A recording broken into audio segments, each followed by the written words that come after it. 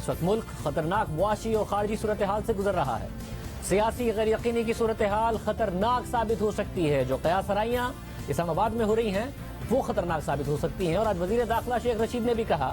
کہ پاکستان اپنی تاریخ کے حساس ترین 4 مہینوں سے گزر رہا ہے۔ جب تحریک انصاف کو حکومت ملی تو معاشی چیلنجز موجود تھے، بلا شبہ موجود تھے، مگر معاشی صورتحال میں بہتری کے بجائے مزید بگڑ گئی ہے۔ معاشی صورتحال یہ ہے کہ گزشتہ حکومت نے اسٹاک مارکیٹ 45,500 پر چھوڑی تھی، آج اسٹاک مارکیٹ اس سے نیچے 43,800 پر بند ہوئی ہے۔ آج بھی مارکیٹ میں 650 پوائنٹس کی کمی آئی، ڈالر کے مقابلے میں روپیہ 116 روپے پر تھا، آج بھی روپیہ اور گرا، 170 روپے 74 پیسے پر آ گیا ہے۔ معیشت 313 ارب ڈالرز پر ملی تھی، وہ 296 ارب ڈالرز کی ہو گئی، یعنی معیشت کا سائز اور چھوٹا ہو گیا، روپیہ گرنے سے بھی اور چھوٹا ہو گیا۔ گزشتہ دور میں قرضے میں 10,000 ارب روپے کا اضافہ ہوا، اور اس حکومت کو 24,000 ارب روپے پر قرضہ ملا تھا، اور اس حکومت نے صرف 3 سالوں میں قرضے میں 16,000 ارب روپے سے زیادہ کا اضافہ کر دیا ہے، اور پاکستان کا قرضہ 40,000 ارب روپے سے تجاوز کر چکا ہے۔ پاکستان میں مہنگائی ان 3 سالوں میں خطے کے ممالک سے زیادہ ہے، اور اس حکومت کے 3 سالوں میں کوئی ایک مہینہ ایسا نہیں ہے کہ جس میں پاکستان میں مہنگائی بھارت اور بنگلہ دیش سے کم رہی ہو۔ اس حکومت کو سرکولر ڈیٹ 1100 ارب روپے پر ملا، وہ 3 سال میں دگنا یعنی 2300 ارب روپے کو تجاوز کر چکا ہے، یعنی پاکستان کے ٹیکس ریونیو کا تقریباً آدھا صرف سرکولر ڈیٹ ہے۔ قرضوں پر سود کی ادائیگی 1600 ارب روپے پر ملی تھی، وہ اب 3000 ارب روپے کے پاس پہنچ چکی ہے، اور جس کی وجہ خود وزیر خزانہ شوکت ترین نے بتائی تھی کہ اس حکومت نے پہلے 13.25% پر شرح سود لے جا کر غلطی کی، اور پھر اتنی مہنگی شرح سود پر قرضوں کی ری پروفائلنگ کر کے سود کی رقم تقریباً دگنی کر ڈالی، جو خود موجودہ حکومت کی بھی بھگت رہی ہے اور آئندہ آنے والی حکومت بھی بھگتے گی۔ یہ حکومت کرنٹ اکاؤنٹ خسارہ کم کرنے کا کریڈٹ لیتی رہی، اور اب وہ بھی 12 ارب ڈالر سے تجاوز کرنے کا خطرہ ہے۔ معاشی ترقی آنے سے پہلے ہی معاشی اشاریے برے نظر آ رہے ہیں، جس کی وجہ سے اسٹاک مارکیٹ اور کرنسی دونوں گر رہے ہیں، مگر مسئلہ صرف معاشی نہیں ہے۔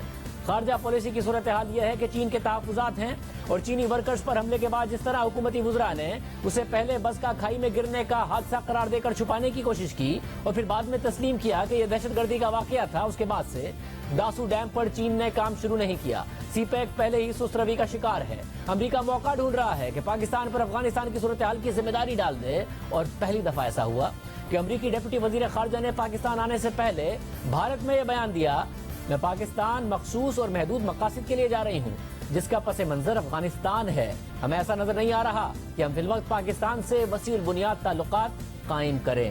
یہ بات اس وقت کہی گئی ہے ان کی طرف سے جب پاکستان بار بار کہہ چکا تھا کہ ہم امریکہ سے وسیع البنیاد تعلقات چاہتے ہیں، اور پھر ہر انٹرویو میں وزیر اعظم سے اب سوال ہو رہا ہے کہ امریکی صدر بائیڈن آپ کو فون کال کیوں نہیں کرتے، مگر اس پوری صورتحال میں جہاں ملک میں قیادت سر جوڑ کر بیٹھنی چاہیے اور ملکی مسائل کو سنجیدگی سے حل کرنے کی کوشش کرنی چاہیے، جب امریکہ IMF سے پاکستان کے مذاکرات کو متاثر کر سکتا ہے، یا قیاس آرائیاں ہو رہی ہیں، اسٹاک مارکیٹ میں پینک ہے، وہاں کچھ عرصہ پہلے تک حکومت اپوزیشن پر ریاستی اداروں کے خلاف سازش کرنے کا الزام لگاتی تھی، اور اب افواج میں حالیہ تقرریوں اور تبادلوں پر سوشل میڈیا میں ہونے والی قیاس آرائیوں پر اپوزیشن یہ الزام لگا رہی ہے اور کہہ رہی ہے کہ جو نقصان مودی نے نہیں پہنچایا وہ فوج کو عمران خان نے پہنچا دیا ہے۔ فوج جیسا ادارہ جس کو ہم ہر وقت طاقتور اور منظم دیکھنا چاہتے ہیں، ریاست پاکستان اور اس کے دفاع کی ضرورت سمجھتے ہیں، 2-4 روز سے جو خبریں اس وقت چل رہی ہیں، تو جو یونٹی آف دی کمانڈ ہے، ماشاءاللہ اس کی صلاحیتوں کا ساری قوم مشاہدہ کر رہی ہے کہ کس طرح ہمارے ملک کے اس ادارے کو بھی شاید مودی ہمیں اتنا نقصان نہیں پہنچا سکتا تھا جتنا عمران خان نے پاکستان کی اس عظیم اور منظم ادارے کو نقصان پہنچایا۔ ایسا قومی ادارہ پاکستان کی دفاع کا ذمہ دار ہے، اس کی جو قربانیاں ہیں تاریخ اس کی شاہد ہے۔ مودی اس ادارے کے وقار کو نقصان پہنچانے کے لیے وہ کام نہیں کر سکا جو کہ عمران خان نیازی جو دن رات یوٹرن مارتے ہیں، انہوں نے نازک معاملات کو ہینڈل کیا، وہ انتہائی قابل افسوس۔ ساتھی اپوزیشن الزام لگا رہی ہے کہ حکومت نے اپنی لائکی کی وجہ سے پہلے آرمی چیف کی مدت ملازمت میں توسیع اور BGISI کی تعیناتی پر سرکس لگا دیا ہے۔ جب سے فوج میں اعلیٰ سطح پر تقرری اور تبادلے ہوئے ہیں، اس وقت سے سوشل میڈیا پر حکومت اور فوج کے ایک پیج پر نہ ہونے کی قیاس آرائیاں ہو رہی ہیں، اور وفاقی وزراء جو چھوٹی سے چھوٹی خبر کی جھوٹی سچی تردید یا اپنا موقف جاری کرتے ہیں، وہ اس تاثر کو زائل نہیں کر رہے ہیں. آج وفاقی وزیر داخلہ شیخ رشید سے سوال ہوا تو عام طور پر اس طرح کی باتوں پر دو ٹوک موقف رکھنے والے شیخ رشید نے کہا کہ سول ملٹری تعلقات پر فواد چودھری اور پرویز خٹک جواب دے سکتے ہیں، باقی سب ٹھیک ہے. دیکھیں، سول ملٹری ریلیشن پہ یا ان کے ہمارے سپوکس پرسن ہے فواد چودھری صاحب یا پرویز خٹک جواب دے سکتے ہیں، باقی سب ٹھیک ہے انشاءاللہ تعالی. جو ٹرانسفرز ہوتی ہیں وہ معمول کے مطابق ہوتی ہیں، باقی جب بھی ٹرانسفر ہوتی ہیں ایسی باتیں نکلتی ہیں، لیکن انشاءاللہ تعالی